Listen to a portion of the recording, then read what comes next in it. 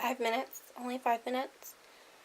How much social studies and psychology can you get into in only 5 minutes? I mean, it's not like the movie has a lot of plot to cover, so that should be easy enough. And the characters are flat, so it's not a great deal of detail I have to go into that, but still, there's definitely some psychology and social studies that's worth talking about in this movie, which is one of the reasons why I wanted to get this movie. It's also one of the reasons why I'm disappointed that the quality of the film isn't great. I didn't know until after I popped in the DVD and was watching the credits that Emilio Estevez wrote the screenplay for this. By the way, the movie is That Was Then, This Is Now. It's a pretty interesting movie, and the screenplay is actually an adaptation off of a novel of the same title by the author S.E. Hinton, who wrote The Outsiders. The Outsiders was adapted into another 80s movie, but that 80s movie is a well-known classic. It feels kind of cheap that this movie didn't quite reach classic status.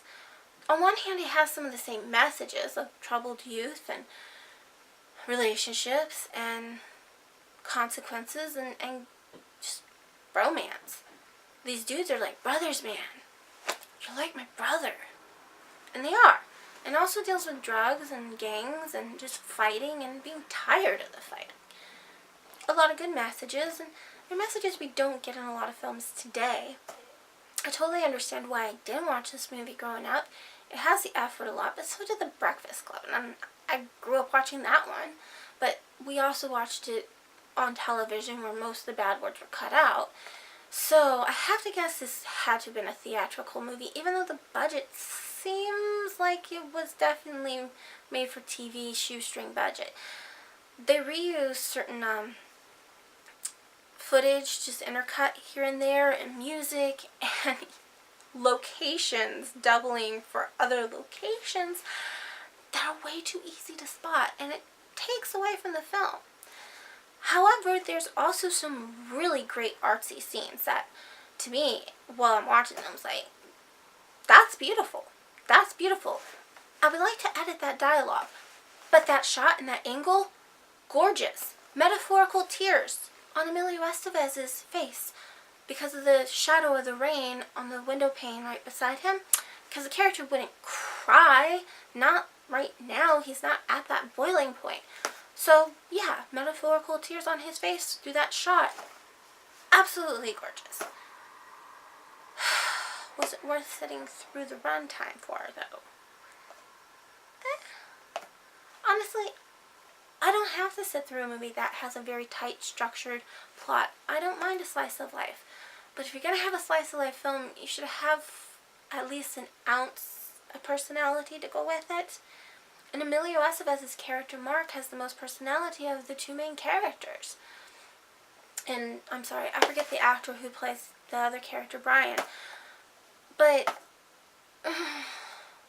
he just kind of, he's like that blank slate. He's kind of going through things. And the only thing we really see is, like, he likes a girl, instantly interested in her, and he goes after her. Okay, so he has gumption. But he also succumbs to peer pressure from a friend who apparently is younger than him, although we wouldn't know it in the film.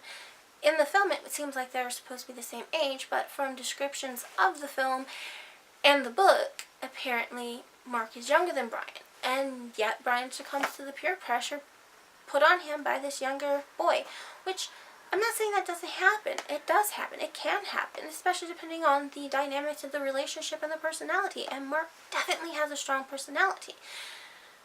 And Mark, right off the bat, reminded me of Emilio Estevez's character, Billy the Kid, from 1988 movie Young Guns.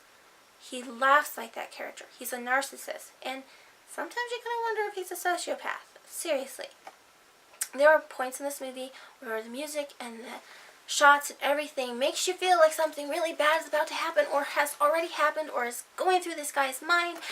And then the payoff is not nearly as dark as what I thought it was going to be. On one hand, I'm kind of relieved it didn't go that dark, but on the other hand, I'm like, maybe you laid it on just a little too heavy. Or maybe that's the consequences of the time of, well, the movie was made then and this is now. So, yeah, give this movie a shot if you're interested. I think it's worth the watch if you can put up with the little weird time skips and meandering here and there. Kind of like this review. Enjoy!